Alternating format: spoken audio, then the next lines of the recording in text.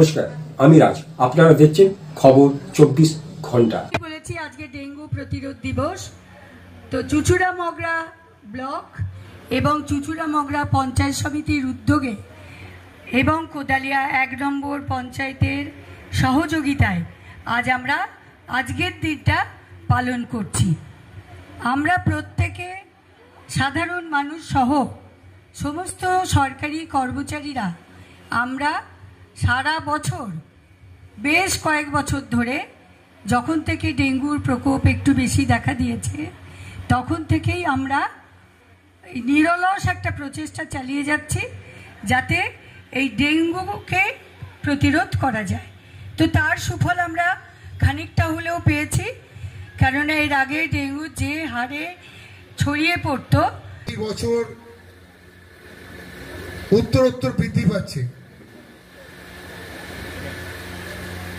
ডেঙ্গুকে আমাদের প্রতিরোধ করতে হবে। আর একটা কথা বিওই সাহেব আছেন, নিশ্চিত ডিটেলসে বলবেন, কারণ স্বাস্থ্যের ব্যাপারটা উনি ভালো বলবেন। তবু আমি একটু বলি,